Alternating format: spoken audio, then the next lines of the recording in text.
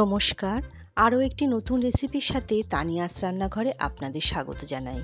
আজকে আমি একটা টিফিন বা জলখাবারের রেসিপি আপনাদের সঙ্গে শেয়ার করছি। একটা পরোটা রেসিপি শেয়ার করব। এই পরোটাটা কিন্তু খেতে বেশ ভালো লাগে আর অনেকক্ষণ কিন্তু বেশ নরমও থাকবে। দেখে আপনারা বুঝতেই পারছেন। তাহলে চলুন রেসিপিটা দেখে নেওয়া যাক। পরোটা তৈরি করার জন্য আমি এখানে 2 বাটি ময়দা নিলাম। আমি আজকে ময়দা দিয়ে করছি। আমি এই পরোটাটা অনেক সময় আটা দিয়েও করে থাকি। আপনারা যদি চান তাহলে আটা দিয়েও করতে পারেন। স্বাদ অনুসারে সামান্য একটুখানি নুন আর একদম ছোট বাটির 1 বাটি রিফাইন অয়েল দিলাম। এবার শুকনো উপকরণগুলো আগে খুব ভালো করে মিশিয়ে নিচ্ছি।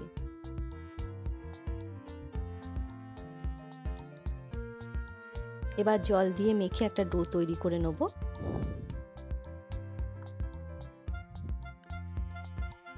ময়দাটা মেখে নেওয়া হয়ে গেছে।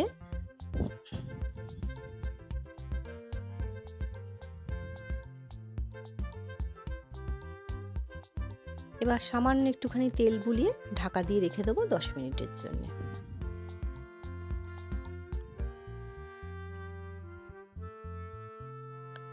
আমি একটা বোল নিয়েছি, তাতে 2টো ডিম ফাটিয়ে নিচ্ছি।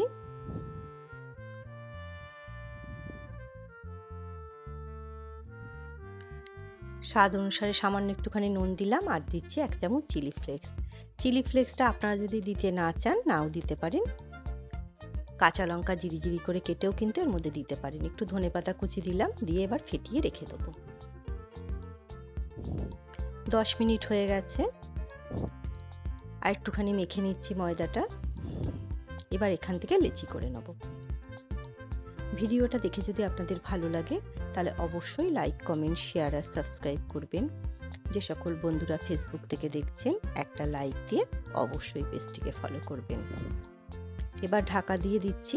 একটা একটা করে নিয়ে বেলবো, তাহলে কিন্তু পরোটাটা খুব নরম থাকবে, নরম হবে আর কি। সামান্য একটুখানি ময়দা ছড়িয়ে বেলে নিচ্ছি।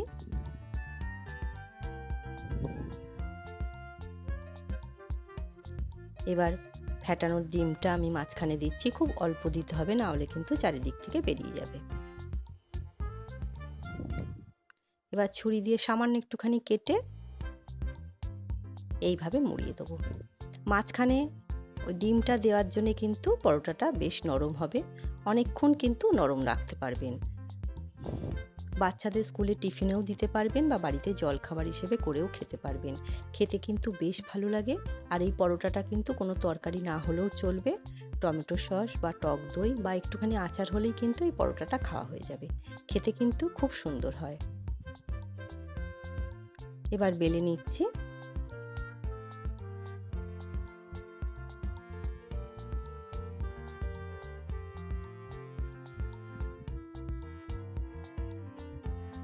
গ্যাস ওভেন অন করে একটা ফ্রাই প্যান বসিয়েছি, তাতে আমি একটুখানি তেল ব্রাশ করে নিচ্ছি। আমি খুব সামান্য তেলে করব, তাই তেল ব্রাশ করে নিচ্ছি। আপনারা চাইলে কিন্তু এমনি তেল দিয়েও, একটু বেশি তেল দিয়েও ভেজে নিতে পারেন।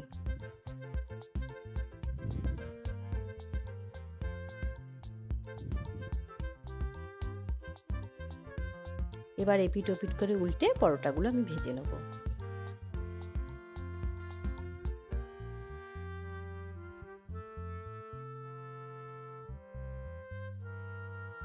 ভিডিওটা দেখে যদি আপনাদের ভালো লাগে তাহলে ছোট্ট একটা কমেন্ট করে আমাকে জানাতে ভুলবেন না আপনাদের কেমন লাগলো। খুব সুন্দর একটা রেসিপি, একবার হলেও ট্রাই করবেন। আশা করছি আপনাদের নিশ্চয়ই ভালো লাগবে। আজ তবে এই পর্যন্তই। দেখা হবে পরের একটি নতুন রেসিপির সাথে। সবাই সুস্থ থাকবেন, ভালো থাকবেন।